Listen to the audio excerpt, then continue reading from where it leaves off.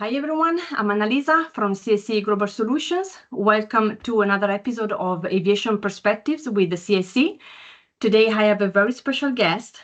Her name is Donatella, and I'd like to introduce her by reading her biography, and then I'll bring Donatella in and we'll start our conversation.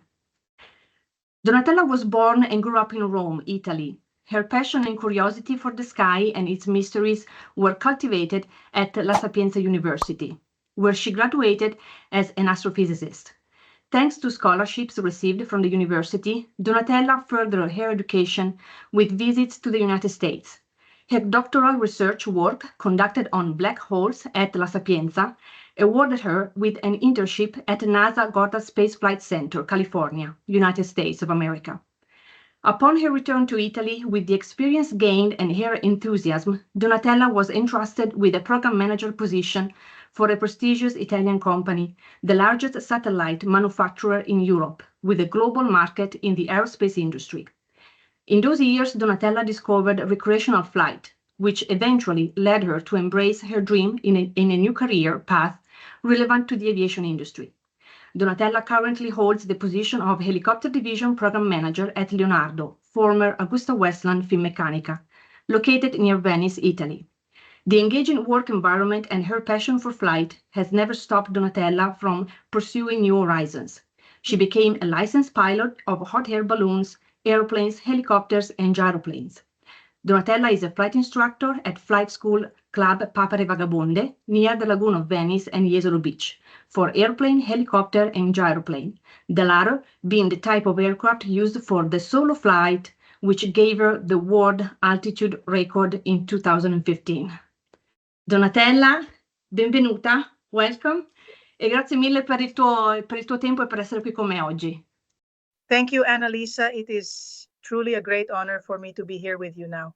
Thank you. I don't know exactly where to start because you have a really impressive career and biography. I would like to start, as with all the other guests, by asking you, I see that you started with astrophysics. Where did that passion come from? Was there someone in your family who had that passion and introduced you to it? Or is it simply something you've always had? I believe it's really something I've always had. Ever since I was little, I would look at the sky. I wanted to try to understand what was behind the mysteries, the things. It was really like saying I was truly left speechless when I was younger in front of the sky. So imagine that the first serious gift I asked my family for, the so-called 18th birthday gift, was a large telescope to observe the sky. Then from Rome, there wasn't much to see, so I often went outside the city. It was truly a passion that, to be honest, I don't think anyone in my house followed or shared, but from there, I started with all the scientific subjects rather than the classical ones. This inevitably led to battles at home, because back then, my household had a mindset that was somewhat more, let's say, male-oriented, and so I was expected to pursue activities, certainly classical subjects. So from there, I took my own path and have always fought to have what I somehow considered to be the thing, let's say, the subject that fueled me. It fueled the passion, the enthusiasm, and so being able to follow that path is somewhat the common thread of everything I've done since. Wow. How was this experience in the United States? Well, then consider, I always say there was nothing social, there were no communications, no cell phones. And so I experienced this period right after graduation with 2 scholarships as a complete separation from my home. I remember my mother took me to the airport. It was supposed to be for a year, crying desperately because for her, I might never return. But in fact, it was beautiful because you completely challenge yourself. I repeat, we're talking about the years when communication was really, America was truly far away in every sense. And so I found myself having to buy a car, having to struggle with English, which at first isn't very effective. And I remember my real victory was when I left after almost a year. At that point, And I was able to talk with mechanics and people using slang and so on. So indeed, well, the initial period was complicated. The work experience was great because the Jet Propulsion Laboratory at Cape Sadina was a truly important institution at that time. I spent the second period on the other side, still in space agencies. It's wonderful. I always tell people that while you're young, go abroad, go abroad. It opens your mind. You understand things much better, and you probably come to reappreciate what you have at home. So in my opinion, it's a type of experience that should almost be made mandatory for everyone. I agree. I agree because you have the opportunity to see another mindset and ask yourself questions. It's not that you have to question everything, but it's always better to have another point of view, definitely. I'm curious, how did you transition from astrophysics to aviation? Because I met you at Augusta Westland in Tessera with the MH90. Well done, yes. There were a few steps. Actually, I went through a path within what was once Finmeccanica and is now Leonardo. I first went through what was Telespazio, the first major industry for satellite management. So there I spent my 15 years at the satellite center. Very nice, very interesting. But then love led me to meet someone, and partly because I was tired of being in Rome, and partly because I wanted to change something, you know. One of my characteristics is that how to say, I always need to challenge myself to try to understand what I can do, what I can achieve if I change. So I'm always ready to start over, so to speak. Anyway, from there, I ended up moving to the Northeast, leaving behind my family and all my friends. I first went to a company. Actually, I wanted to get closer to Venice. So the first opportunity was in Ricci dei Legionari. And I ended up working in a company that now makes flight simulators as well as unmanned systems. It's just that during that time, I had already encountered flying. So once again, my passion was aligned with my work. Because in the 2000s, you know, while still at Telespazio, I stumbled upon hot air balloons purely by chance. And from there, an incredible passion for flying took off. First, as a competition judge. And you might ask, what does a competition judge do? I didn't know up until that moment. I had no idea. Then I came across a website advertising a course for competition judges, and I thought it has to be mine. And then from there, being the way I am, within a few years, I went through all the stages of being a competition judge. And then at a certain point, I decided I had to become a pilot because it was more enjoyable for me to be able to fly rather than just deal with pilots. And so from there it began. I discovered this incredible world of hot air balloons. And then gradually from hot air balloons to the motorized world, the step is relatively short, especially because in the end, the aviation world in Italy is not that large. So I discovered that it's actually a bit like what is always said. If you see the world from above, if you discover how beautiful flying is, it's hard, so to speak, for the fascination to leave you. So I continued. That's why when I ended up at Ricci dei Legionari doing simulators for the 346, or rather some famous jets, it was really a satisfaction for me to return to doing things related to the world of flying. And then fortunately, Tessera at a certain point opened its doors and I got even closer. The world of helicopters is an amazing world. You got to know it. And I see some beautiful photos back there. There's a lot of technology, but also a beautiful helicopter. So from many points of view, it's also a source of pride to be able to work and contribute to the machine. In addition, in the context that you know well, we are among various minds. There is the French part, the German part, the Dutch part. So you never work alone, and there is this continuous exchange, sometimes challenging, as you surely remember, but also, how to say, a lot of ability to manage the different minds, to somehow question oneself, to try to resolve conflicts or other issues. So it is stimulating, from that point of view as well. It is not a project, a program that works alone, unlike others. So I was talking with my husband. My husband has been in aviation for 43 years, and he's not tired of it at all. He always wants changes, new things, but it's truly a passion that stays with you. And helicopters are really interesting machines beyond the NH90, which is a completely specific project. I was born into an airline company, so it was an obsession for me. The Airbus 320, 330, 747. But when I got closer to helicopters, the first approach was indeed Tessera. It's a whole different world. And then with my job, I manage helicopters on yachts. It's a completely different world, and it's really very interesting. They are machines that are really very flexible. The mindset, as you say, is different. You really have to change your point of view. So no, I agree. Stimulating, I would say, exactly, very stimulating in certain aspects. So fun, right? In the end.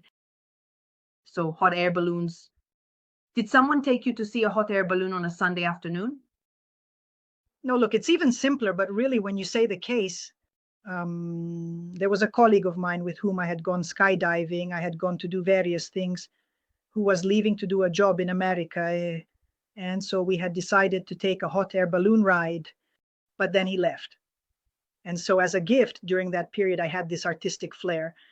As a gift, I made him a t-shirt with a nice drawing of a hot air balloon. So I said, yeah, when you come back, we'll take this flight.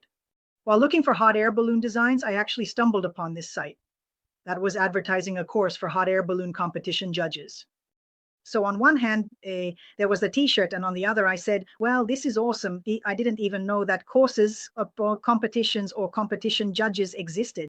And so I started, since it's a really simple activity, but very, very beautiful.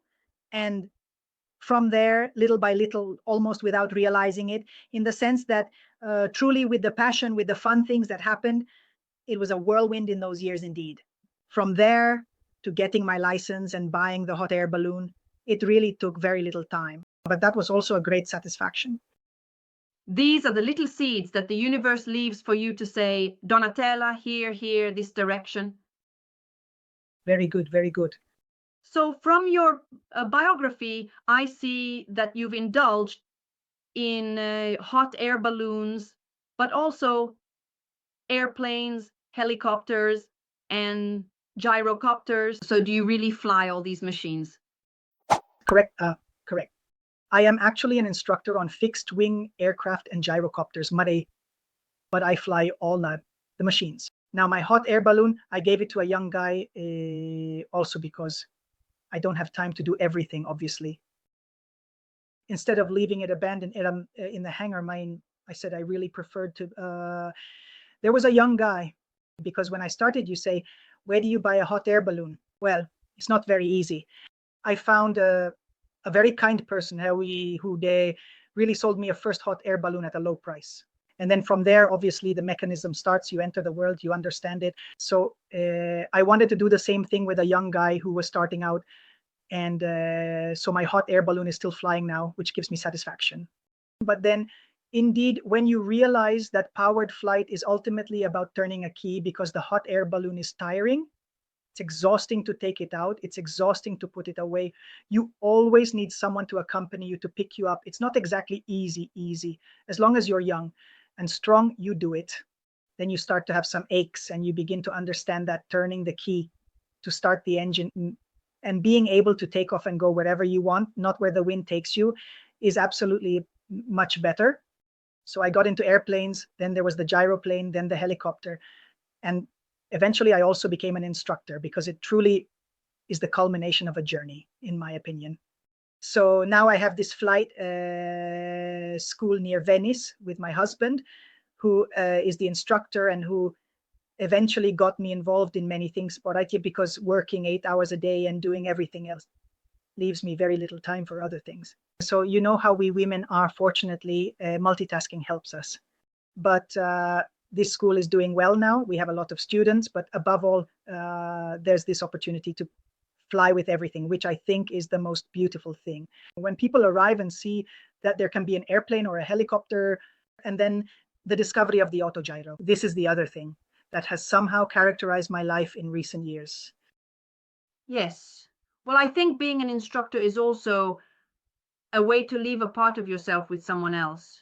All the experience, the positive and negative things that may have happened to you or whatever, you pass them on to someone else. I'm very fascinated, however, because I have a private pilot's license, but only for airplanes. And as I was saying, I find helicopters very fascinating, but also very different.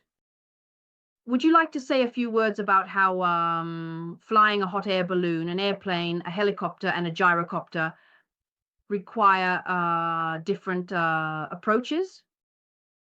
Well, yes, different approaches, but how to say an awareness beyond the practice that you obviously need to have. The hot air balloon is very easy because in the end you heat to ascend and let it cool to descend. But even there, it's not like you descend with a jolt, so you have to gauge and know how the balloon reacts when you stop heating, etc. And then it's especially what embarrasses engine pilots a lot, the hot air ballooning, especially when you're landing.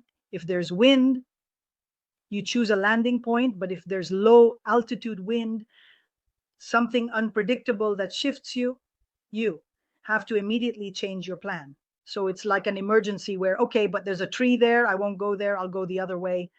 Or you approach a field and realize there's a fence, so you can't enter, then you give more gas and continue. So it's always a last minute decision. You have to quickly decide what to do. That too. If you have people on board, you also have to think about them. So it's a bit like an airplane forcing you to do a comprehensive analysis. The airplane, the autogyro, the helicopter, beyond the different modes of control, obviously, all have a necessity, in my opinion, to be very precise. For example, in the initial checklist, in the parameters to follow.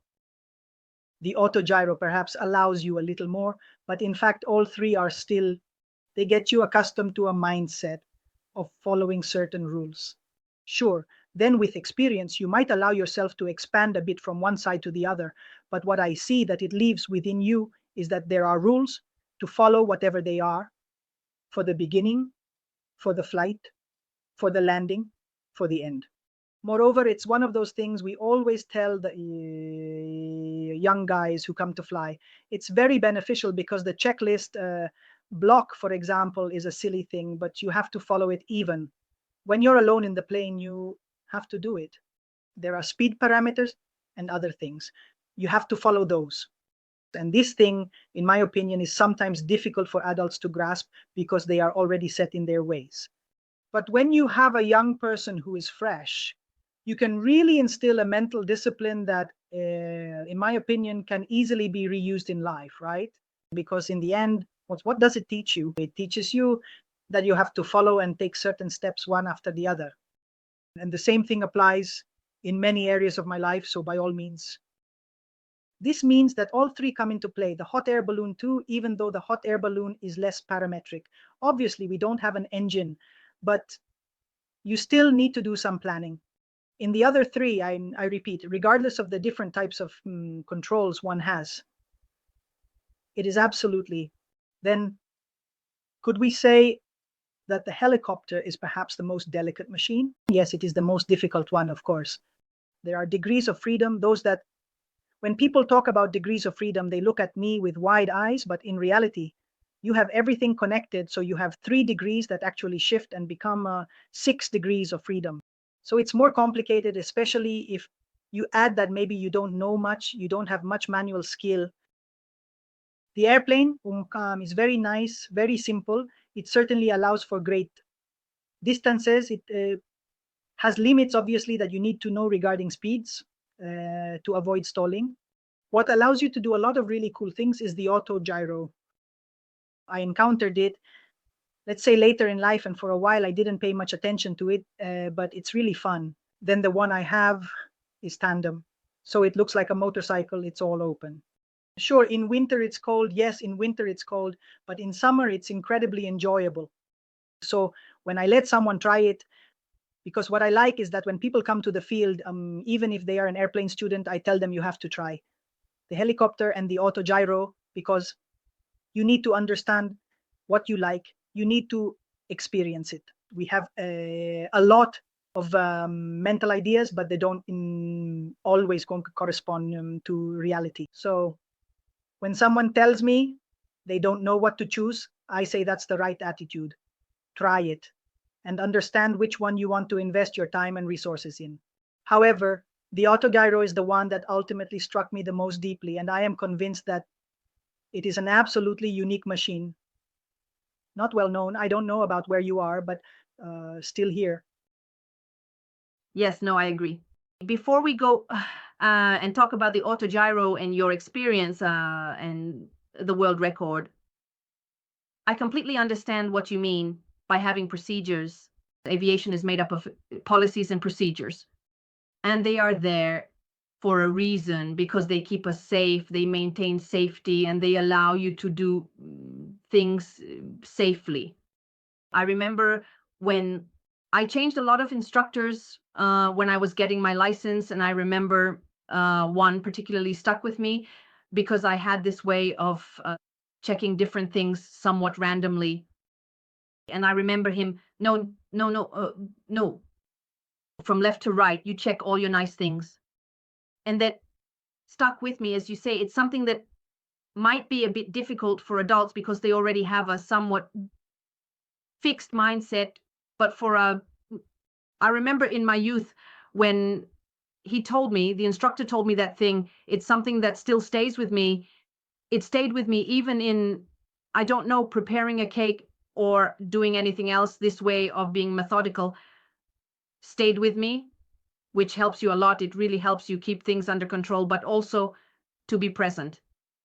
Because in aviation too, when you fly a machine, you have to be present in the moment. And another thing, I remember an instructor told me, I'll put it this way, you fly the airplane a bit with your backside. I mean, what he meant is you have to feel it. You have to feel it. I absolutely agree. But it applies to everything, in my opinion, not just the airplane. The same goes for a hot air balloon or when the car turns or the helicopter. Feeling it with your backside is fundamental. And it's also something you teach the student, because it's not like you close their eyes. But you try to understand what's happening by looking at the horizon, though in reality, it's a physical sensation. Backside physical sensation to eyes. I absolutely agree. Difficult. It's not an easy thing, but we must. Yes, yes. Let's talk about the autogyro. Let's talk about how you got to know it. I saw the photos. I saw your video you did a TED Talk in Padua a few years ago. And I saw these videos, these photos, and I have to be honest, I would be scared because it really seems like you're on an air motorcycle. It's really like the difference between driving a car and riding a motorcycle. You're right there in the sky. Do you want to talk to me a bit about this experience, how you started with the autogyro and how you got the idea to try to set this world record? Gladly. Also because it was truly a year of my life dedicated to doing it. It started by chance, like many things in my life, as you say, the pieces that get marked. At the beginning of the year with the flying club, we always go on a trip towards the mountains over Venice. We are relatively close to our Alps. That time I was alone, as always, in the autogyro, so fully geared up, heading towards the entrance of the mountains near Belluno. There was a lot of wind, much more than usual. And so I have a small machine. In this case, it really feels the wind. Everyone was overtaking me, some on the right, some above, some on the left. And I stayed there. So I started to climb because I thought maybe if I go higher, there might be less wind. So I climbed and climbed and climbed to the point where we needed to go, but no one could see me anymore, especially Eric, who was on the plane and kept saying, "Where are you? Where are you?" In short, to make a long story short, that time was the first situation where I realized that being close to the mountains made me a bit anxious. While going higher, as high as possible, didn't pose any difficulty for me. In fact, I faced it. I went above 15,000 without even a shred of training, oxygen, nothing at all, just reckless. But then I didn't have any difficulty. So going back down to earth, consider that a few months earlier, my husband and I had been in Kazakhstan, where Samantha Cristoforetti, who was a very dear friend of ours, had departed for the space station. We had witnessed the launch. And so I had this contact with her because there at the space station, there is an email address. So returning from the New Year's trip, everyone was teasing me and saying, do you want to set the record? Well, I start thinking about it in the way I know how, meaning I begin to try to understand what I could do, what not to do, to understand what the current record actually is, that is putting together the good habits. And so I write to Samantha saying, I almost have the idea of setting a female record since there was a male one, but not a female one. So let's start with that. The first beautiful thing I carry with me, rightly so, Samantha replies, but why female? Absolute. Why set a limit for yourself when you actually have no reason to do so yet? In fact, it would only be a mental issue, perhaps of fear, of security, something typical, in my opinion, of the female. And so from there, I learned the reason. Aim high, as high as I can. Then, if necessary, I stop a little below. For heaven's sake, it's not a problem. And so from that month, which we're talking about, February 2015, I slowly started to, break it down.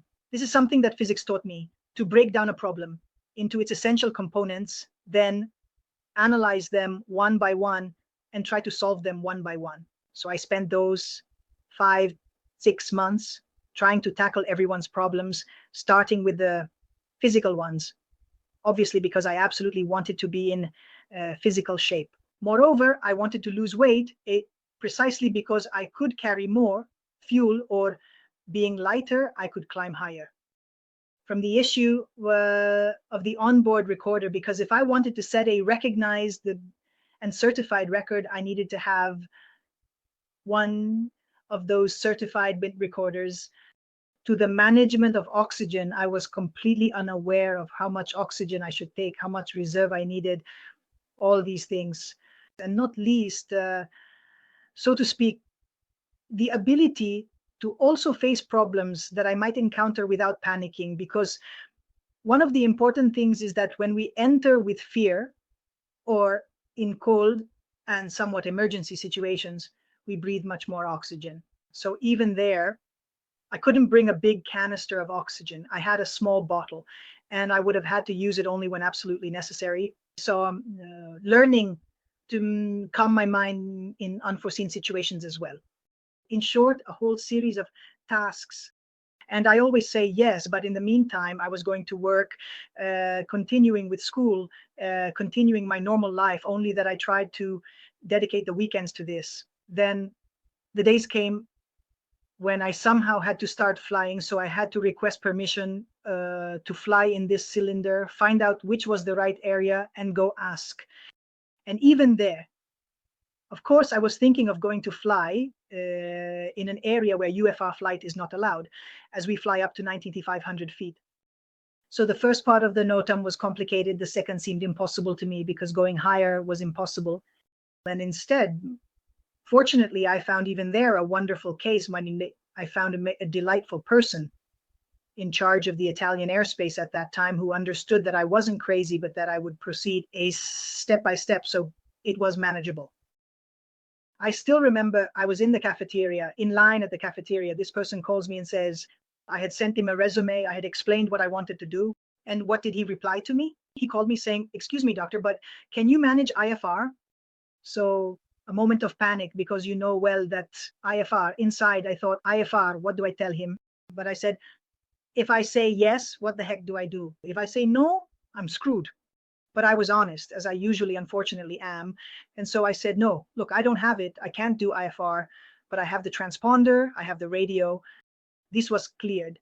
And so in a very short time, I managed to get this impossible permission to fly from 19,500 up to this point. I was at 28,000, so an impossible altitude. And from there, we're talking about August, September. From there, I started every weekend to climb. I tried to climb. Each time we tried to optimize something, the weight rather than the propeller pitch, because mine is a fixed pitch. So I had to try to optimize it. Try to understand if there were fuels that could help me. In short, it was truly a team effort, because then the way I involved everyone. In the end, everyone who could give me a hand, The simple thing, I would climb with the helmet, and the glasses would fog up, because with the oxygen mask, they would fog up. So there was a girl who had an optometry practice, and she gave me some products to put on the glasses to prevent them from truly a beautiful team effort. And every weekend I had my husband, along with the mechanic who would fix the car for all the things. I would take care of the various oxygen tanks, recharge all the batteries, the various things, even the dressing itself. That is understanding what I need to do, because going up there, I also encountered temperatures of -50. So it was difficult, especially the first times when you start climbing and realize that the temperatures drop low, you have to cover up. So practically it's a layered dressing like an onion. Then listening to some friends who are natural climbers of the Everest mountains, not just the Apennines. They advised me on a whole series of clothes to wear, clothing to put on underneath, rather than in layers. So even there, it was meticulous work until I got to do these last 2 flights, because then I needed a judge present. So I had to find the competition judge, decide the date. And once the date was set, the first day was a Saturday. I was extremely nervous, also because a series of articles had come out in the newspapers. So there were a lot of people, and I was, let's say, anxious, because obviously you want to achieve a good result. So I go up, everything is fine, everything perfect, except I hadn't accounted for a series of things that didn't work. So when I got up there was a very strong wind, and I even moved away from the cylinder, in short. But in fact, I tried to go up, and I stayed up much longer than expected. I usually did 50 minutes. But that day, I was up there for almost 2 hours, a good hour and a half, trying to overcome it. But absolutely nothing could be done. The conditions were different. There was a lot of humidity, a lot of wind. So it's all when they ask me what happened, there isn't a single parameter. There are a series of things that didn't go the right way. So I go back down here, and I had also run out of fuel. So even there, not saying anything against them, but trying to go as quickly as possible using the altitude. In short, situations that are easy to talk about now, in quotes, but sometimes embarrassing. So I land, and I discover that the altitude I reached was actually the previous record. But the International Aeronautical Federation required, let's say, to certify a new record only if it was 3% higher than the previous one. So it was obviously a women's record, but it wasn't a men's record. There was a second opportunity, which was on Sunday. So we decided to try again on Sunday. And I still remember that I was extremely tired, because these climbs I did over the weekend would take me about 3 or 4 days to truly recover from. So doing them one after the other was really demanding on my body. I wake up in the morning and keep in mind that there were days of very high pressure. And around here, the arrival of fog is instantaneous. When it comes, it doesn't leave for a week. My husband tells me, don't worry, tomorrow there will be fog. So I go to bed, let's say, relaxed, with a bad headache. Relaxed because, in my opinion, the next day it wouldn't be my fault if I couldn't manage. I was really tired. And so I still remember this thing of I opened the window, this very clear sky. And so I had breakfast, gathering all the possible strength. I had to remotivate myself 100%, because it was clear that I had to try it. I couldn't not do it. Luckily, there was no one on the field. Fortunately, we had decided to leave early, because that was one of the parameters that could be different. In fact, I start, but I was tired, so I make a series of mistakes one after the other.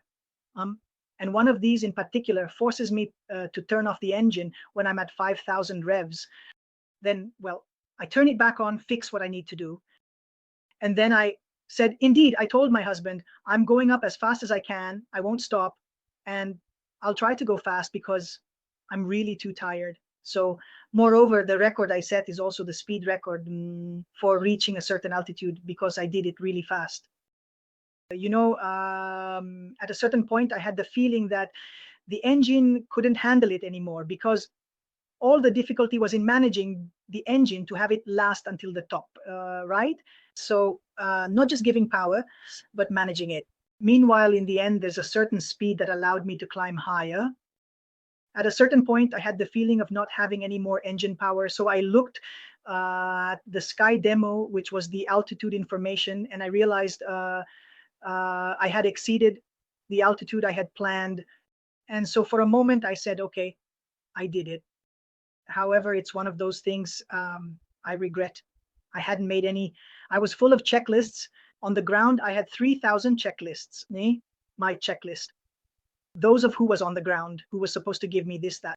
I didn't make a checklist of what I would do at the top. So when I got up there, I found myself saying, and now I did it. There was a moment of panic, and it's perhaps the thing I carry with me the most because the radio no longer worked. When I was climbing, the radio got too cold. It was outside, and so I could not receive the signal, but I couldn't transmit. So at that moment, I tried to notify the control I was in contact with. I tried to notify Caposiede. In short, I made a series of attempts, but I couldn't talk to anyone. So for a moment, I had the terrible feelings of being completely alone. I had no way to talk to anyone. This thing for a moment is truly overwhelming. It's suffocating. Then fortunately, in front of me was the Venice Lagoon. There were a whole series of positive things. So I calmed down. And at that point, I went down. And when I started to have the opportunity to talk to the various organizations, I informed them that I had set the record. I went back down. And then, let's say, the return was easy, even though one of the things I carry with me is that during the ascent, the feeling of cold wasn't there, even though indeed to meet or not 50, where my adrenaline would drop. And so I really started to feel it was during the descent. I remember the descent very well. My hands were freezing. An amazing thing, how incredibly subject we are to this. So a really cool result also because it was done with an Italian aircraft, but within an absolutely Italian context, done by a woman who, in my opinion, in the global aviation situation that you also know, was a blow to many. I had big name pilots without naming names who, I mean, I can't say they told me I was crazy and a bit mad, but they scared me because the things I did were dangerous, because I wasn't under control, because up, because down. Yes, it is to the extent that you are doing something that is obviously a record.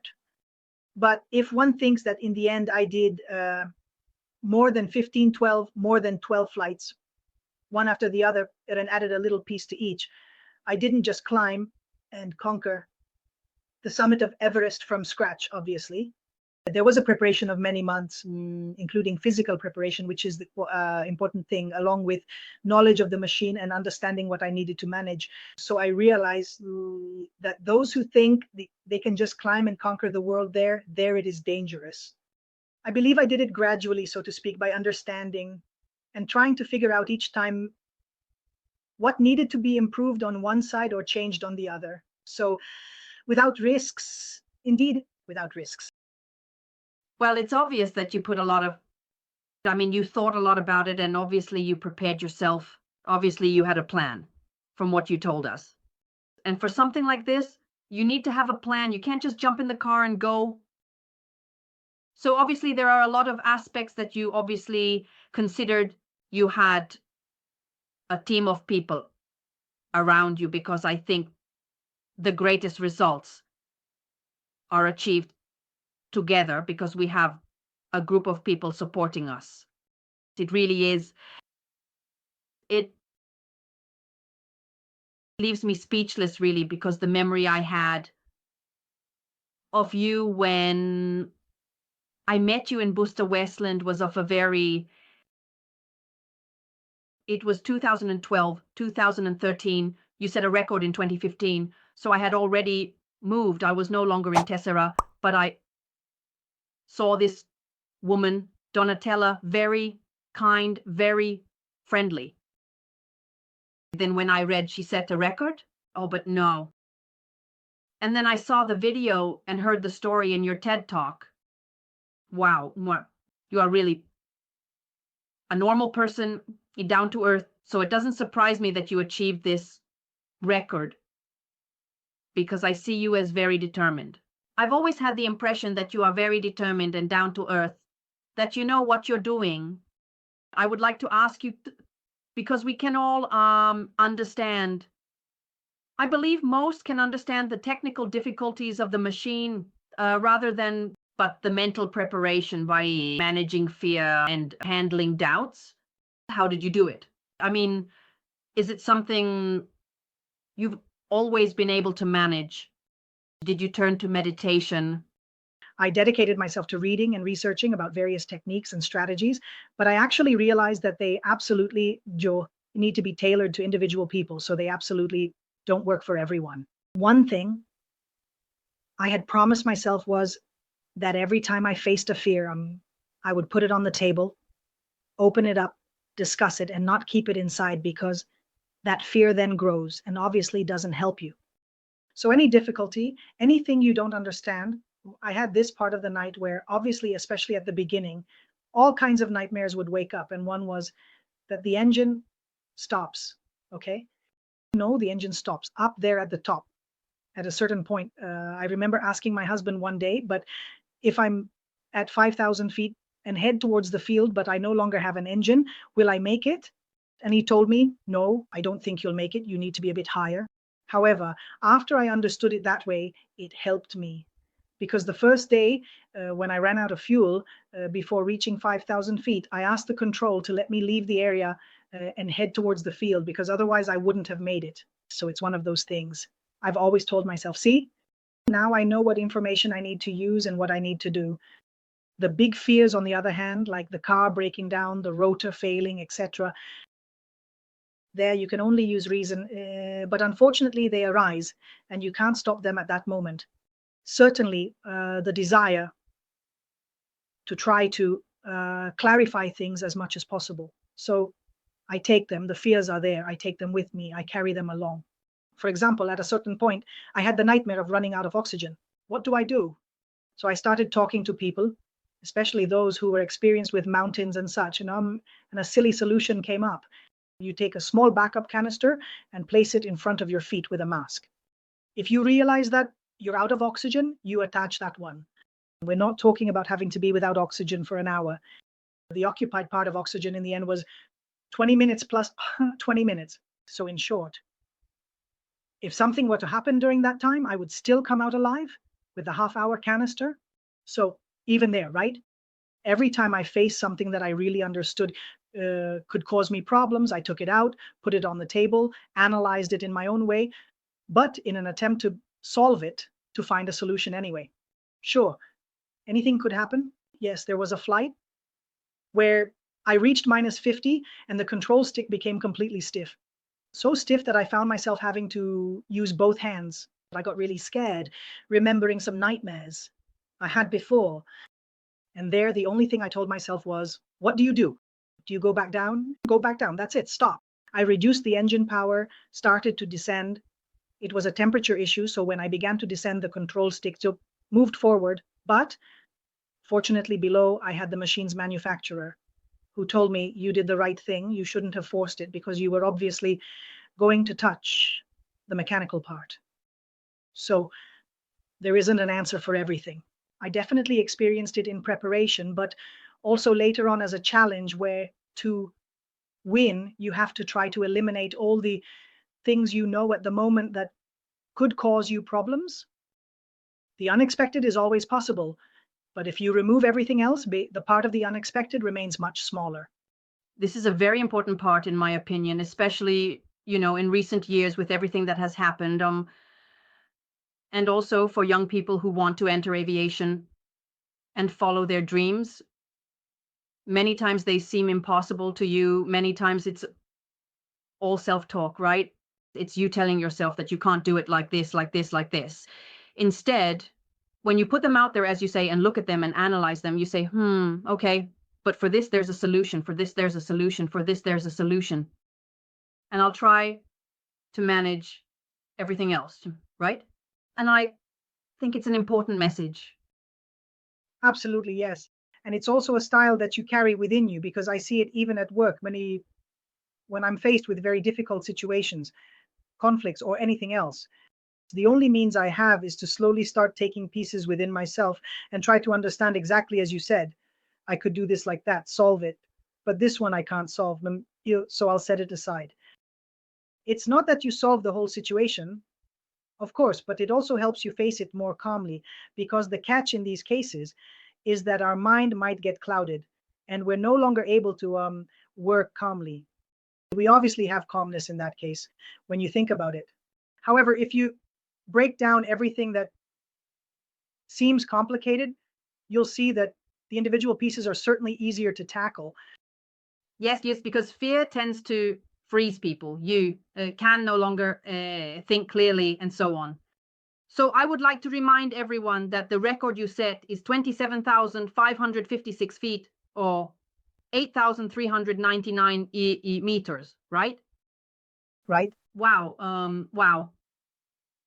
There's something that, tell me. One of the things that makes me laugh a lot is that when I take a commercial flight and go up, I have this habit of checking the altitude every time to understand at what altitude we are flying, regardless. But when I reach 8,400 meters, I look down and say to myself, how did I do it? How did I do it? Because it's so high, it's so high. This, in my opinion, is exactly the explanation of what it means to be focused on a target, aiming at something and not fully realizing it, so to speak. I watch the videos and realize where I was. Because if you hadn't asked me, did you realize up there at what altitude you were? No. I was climbing. I wanted to climb and reach the top, period. Then, of course, now looking down, I say, yes, maybe it was really high. I would like to share, if I may, with your permission, some photos that you have on the website. Maybe leave the link to your website so people can see the photo, because it really looks like you're sitting on nothing. Because it's one thing to go on a 320, a 747, but an autogyro really, it's really something else, truly. Absolutely, yes, authorized. Okay, perfect. Is there anything you would do differently in this experience you had with the world record? Or would you do everything the way you did it? I think I would do it the way I did it. Yes, absolutely, yes. There was a moment when I thought about trying again and maybe doing 10,000 instead of 8,400. But then there was COVID, other things. And so the opportunity came. I said to myself, okay, what are we going to change? But if I think back to how it all started and how I gradually worked everything out, I would say I would do it the same way. Wow. It's not just a great record, because it's a record for everyone. As you say, it's not male, it's not female, it's a record for humanity if we want.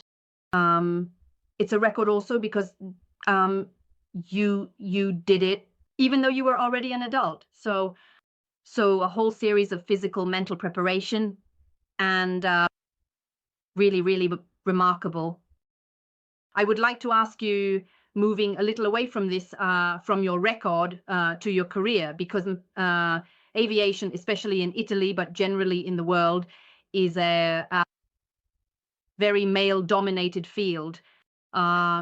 I was talking the other day with my husband when we were discussing this interview we would have with you, that in Italy, women entered military aviation, I believe, on January 4th, 2000, but whereas, for example, here in Canada, they had female pilots in 1941 during the Second World War, and then it was a bit off and on, and then they resumed in 1980. So let's say Italy was 20 years behind compared to all of North America. So another aspect that perhaps people, especially maybe in North America, don't understand is that even the environment in which we women grew up in Italy in aviation is very different. So there are a whole series of, I don't want to say obstacles, but there are a whole series of preconceived ideas that you have to try to push. Is it something you have experienced in aviation? And if you have experienced it, how did you handle it? Absolutely. Yes, you said exactly the right thing. The entire aviation world with us, whether civilian or military, is oriented towards a male role. When I started with hot air balloons, there were two other women, and I was like a zombie in there, because really, imagine that with my ability to move around, etc. I became the president of what was the Hot Air Balloon Federation, and that was the best moment, obviously, the peak, because the male world of pilots recognized me, accepted me as a pilot, but above all, recognized in me the abilities to do certain things. The same thing, let's say, in the world of ultralight aviation, there are actually people, because we carry with us, so to speak, significant cultural heritage. So when couples come, he thinks about flying, she thinks about the family, he spends money on flying, she doesn't. So there is a division. Unfortunately, I repeat, a cultural heritage that we have certainly taken on entirely on, and the new generations are not yet free from it. It will take many years to clear this up and make it understood that when I say, when women, partners or wives, hear that I am an instructor, it's as if it's some miraculous thing, right? And so you bring them in even more. You make them understand that they can fly, that it's not difficult, that it's not impossible.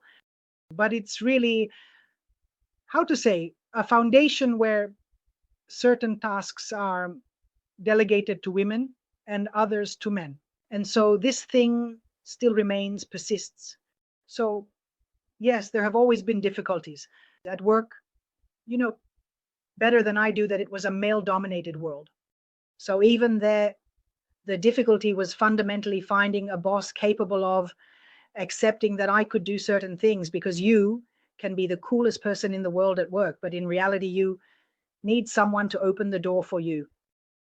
So there, the difficulties are present. Leonardo is changing. They have hired many women, but even there, it's not from the lower level. One should try to promote upwards, right? If the higher positions are only occupied by men, the result will never change. It's a really slow process. In the world of ultralight aviation, I am one of the first who desperately tries to involve women, because it's another aspect. I mean, because in the end, there is no exclusion. Absolutely. Consider that in 2000, I participated in the only competition to become an astronaut that Italy had organized. Okay, so the Italian Space Agency and so on. A ton of people. We were definitely more than 1,000. And in the end, between one thing and another, I didn't expect it. I made it to the final selection of the last 5 women. 5 women, 5 men. Well, it was the year 2000, and 2009 was the year when Samantha managed to get in. Obviously, in that year, in 2000, I didn't get in, but no woman did. We were all eliminated. And the interpretation I have now, because it's easier now, obviously at that moment it wasn't like that, is that we weren't ready yet. It took 9 years for the space world to accept the possibility of a woman. And then, I mean, which woman? Cristoforetti. Hats off to her. So there's still a lot of work to do, absolutely. A lot of work. Fortunately, I say, on many things, small, medium, or large discriminations, they are being talked about, which in my time was a taboo even to discuss. And so I see my younger colleagues who are much more astute, much more alert, in quotes, than I am on certain things, right?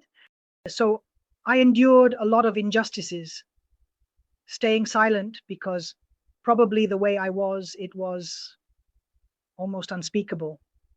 Whereas they fortunately rebel, get angry, protest, ask, because that's how it should be, in my opinion.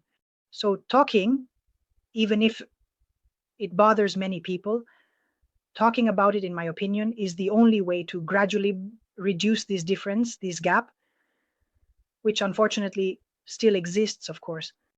Yes. Well, I remember when I attended the Aeronautical Technical Institute, there were 22 of us, and only 2 girls, me and another one, when I went to study aerospace engineering. I think there were about 300 of us and only about 10 girls. So it's always been. But do you know what I've noticed? And I have to be honest, I noticed it, especially when I worked it was in Tessera, because in the airlines, when you work in the engineering and planning department, things are more relaxed. When I worked in Tessera, I noticed I had a lot to learn. And so one thing I did, because as you say, as a woman, you have to get a bit creative in trying to learn as much as possible. There was a group of mechanics with whom I talked more often, and so in the morning at 5:30, sometimes when I knew they were on shift, starting their shift, I would go there with them.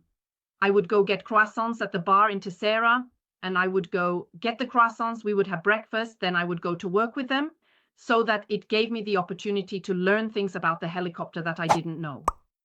And I noticed that the more you open up, the more you open up and talk, the more the men, because it was completely male dominated. Even there in Tessera, when I arrived, I was the only woman in the flight line and in the assembly. Then there was you in delivery. And there were some people who were doing the logistics. But on the flight line and final assembly, at the beginning, it was just me. The more you open up, the more you talk, the more they see that you just want to learn and that there isn't a real difference. They treat you almost as if you were one of them. I remember that at a certain point, they talked to me as if they were talking to their friend. Sometimes it was a bit like, okay, I really didn't want to know that. I don't know if you understand. So, often, just like you said, with your experience with the autogyro and the world record, these are just things you've put in your head or that you've heard and carry with you from your family. But in reality, they aren't really yours and they aren't true. So I think more than anything, there's a need to change the mindset and seek a balance, because beyond being male or female, it's about whether you can do the job or not. In my opinion, this is really the most important thing. Work is exactly the same as flying. And it's a mental problem, because in the end, if the woman works and the husband doesn't, why should the woman have to do certain things and the husband not? There is no physical difficulty, just a mental problem. And so it is also with those we face. Then there are situations where, obviously, when faced with someone who thinks that an instructor, for example, a flight instructor, can only be a man, there's nothing you can do. Their mental block completely dismisses you. But beyond this, I fully agree. It's something that, in my opinion, can be worked on, exactly. And maybe find that it doesn't exist. Yes, there's always someone who will never change their mind and has the right not to change their mind. But in my opinion, many people see things just because they've heard them, not because they truly believe in them. Yes, and then it also depends on what kind of experience they have, what kind of family, many things that in the end make a complete package. I agree. Yes.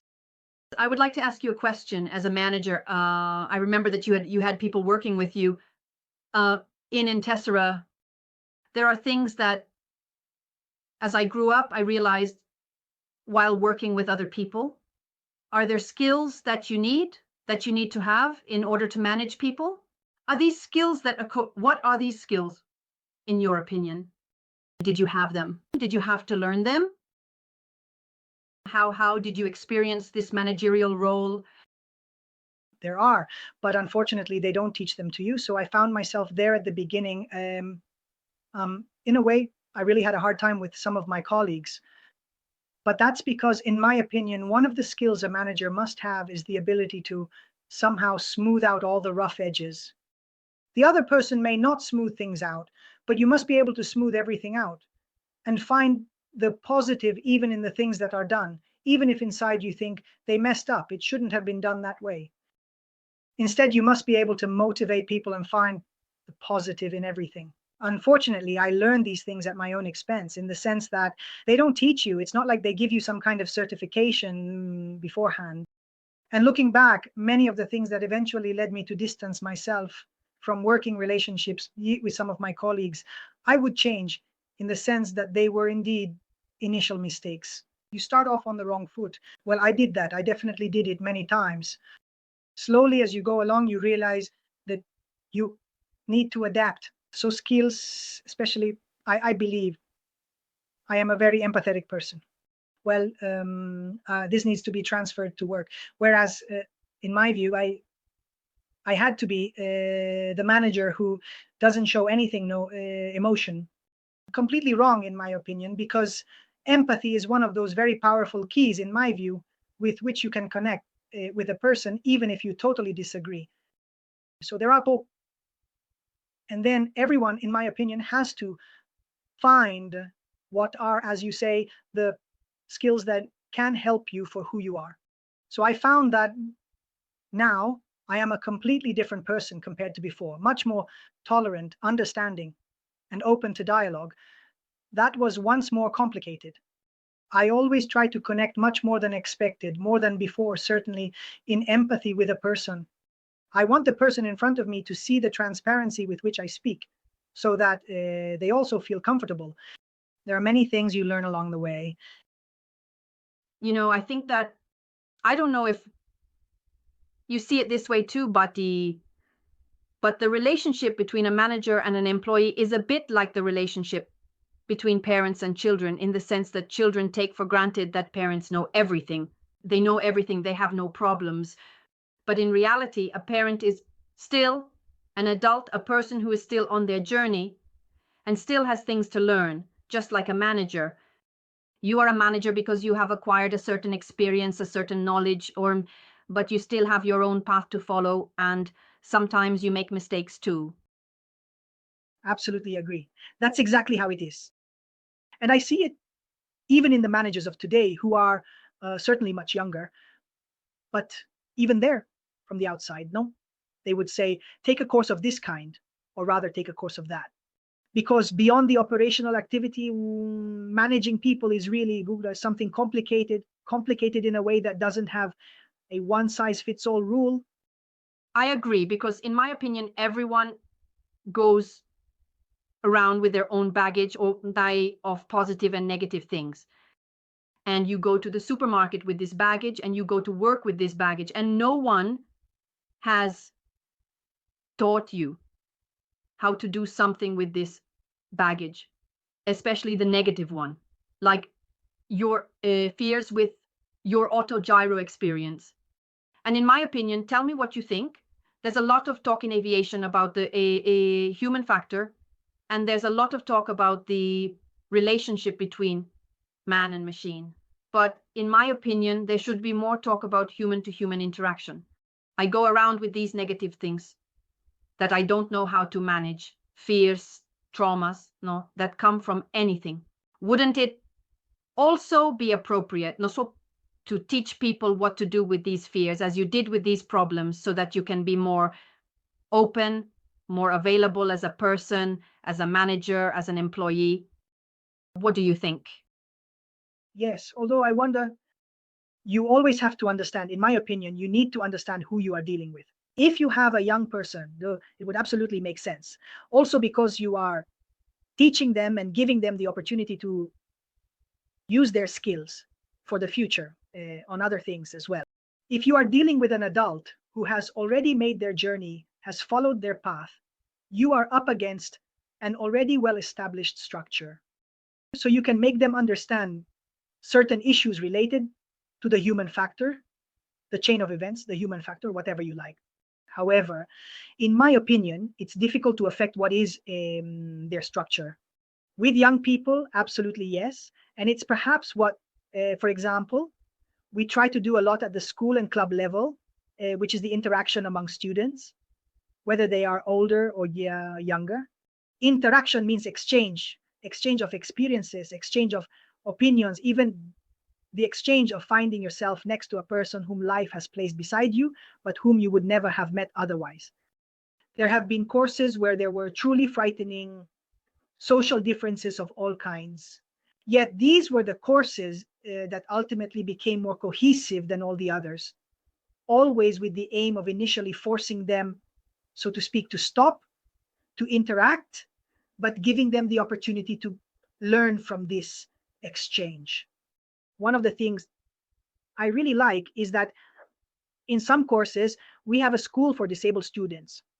So we have a plane that is modified, allowing students who cannot use their legs to still get on the plane and fly. In the last two courses, we had two girls, and the truly incredible thing is the group's ability to start understanding what a disabled person needs. Why? Because coming from the outside, one does not realize what the difficulties are on one hand, boom, and the capabilities on the other.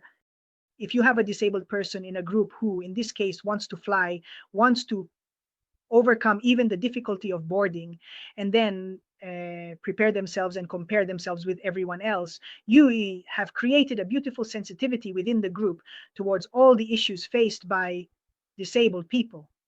So even the silly thing, I can tell you, that spot, we have a spot dedicated to disabled parking, must not be occupied by anyone. Even if the entire parking lot is full, that spot must remain free.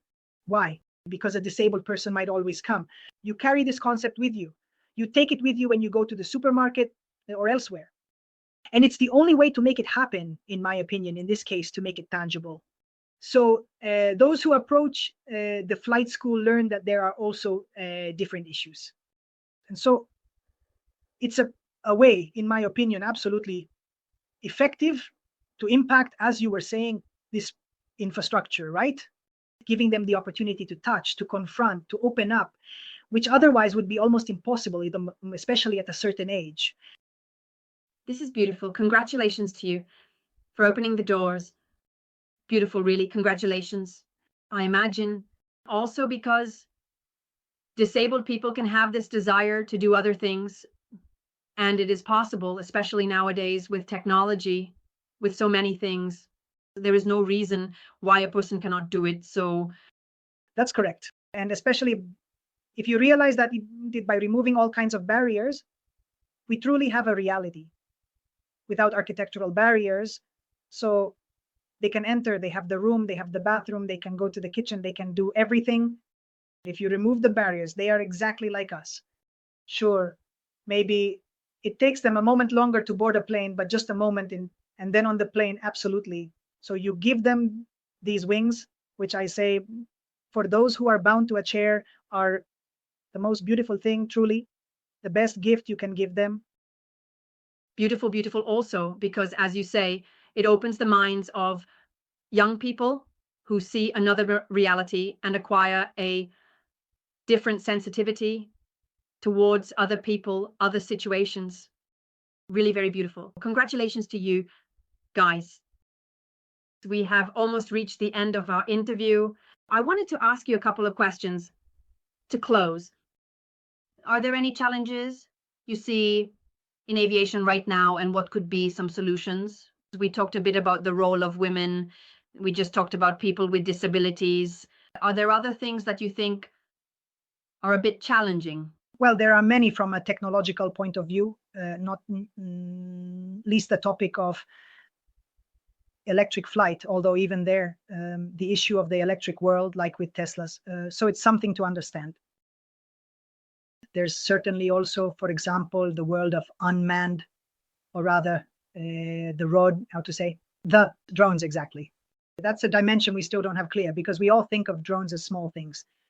In reality, the world of drones is definitely the future. Vertiports and all those things that are being imagined. In Italy, there's an incredible amount of development. Those are things that are very challenging, in my opinion, also because they open the door to a dimension totally different from the world of flight. Of course, a bit like drones, the small ones, there you really have to be careful with air regulation, the spaces. I mean, The risk is that we become too many in a limited airspace. So there will definitely be many in the future. And perhaps this drone issue is the most challenging of all. I don't know about you in America, but here they are making, ENAC is starting to regulate a future that is not even seen yet, no, so to speak, in the sense that there have only been like experiments, but it's happening.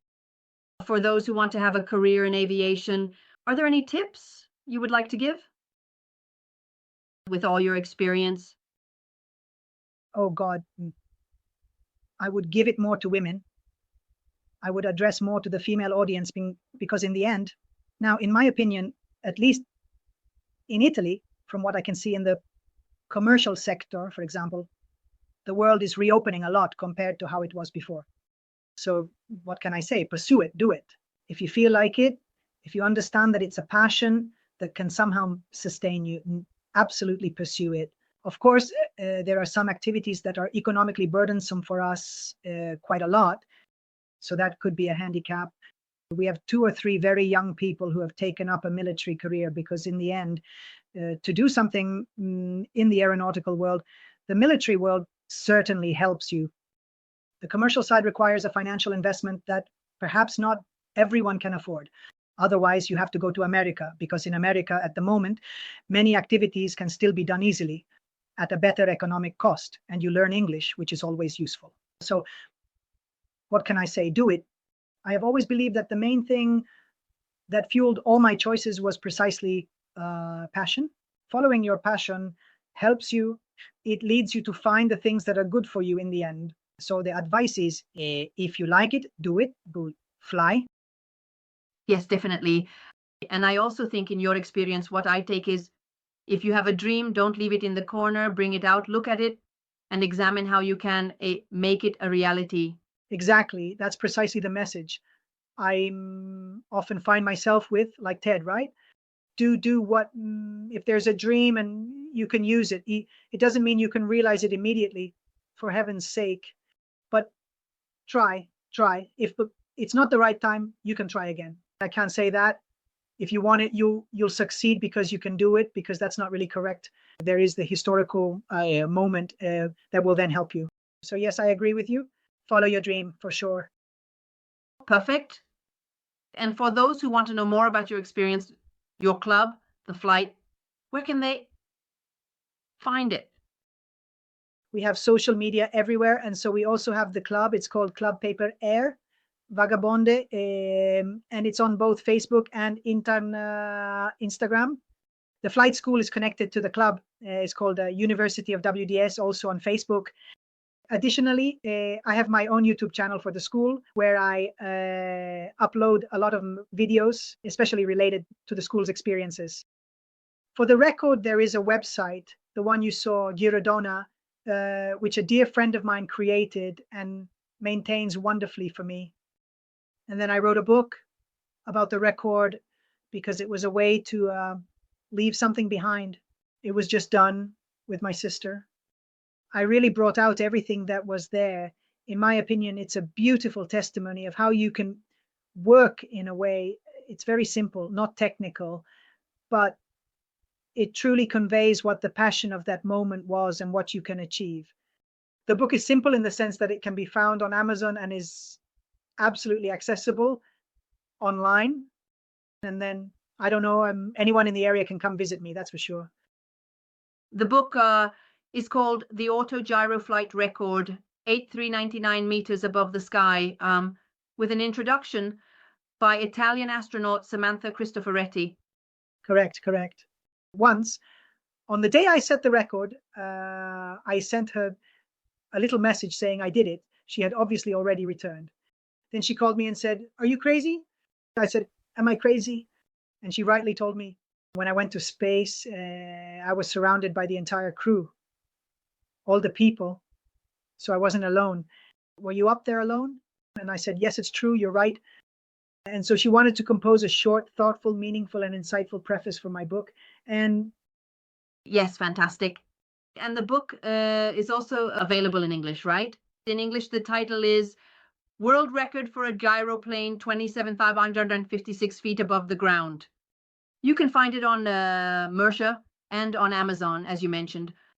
And it's an ebook in English. Perfect, perfect. We will include all the links, all your books, the website, and everything else in our interview so everyone knows where to find it. Donatella, what can I say? It has been a pleasure. It has been an honor, very exciting. Congratulations on everything you have achieved for this world record, but also for being a great fighter in aviation and paving the way for women to show that indeed everything is possible. Absolutely. Thank you. Thank you for the opportunity. And if by chance you come near Venice, or you and your husband are obviously obliged to come visit me and try flying in a gyroplane for sure. It will be a pleasure. I have never tried a gyroplane, and I'm really curious to see what it's like, really. Great. Perfect. Consider yourselves invited then.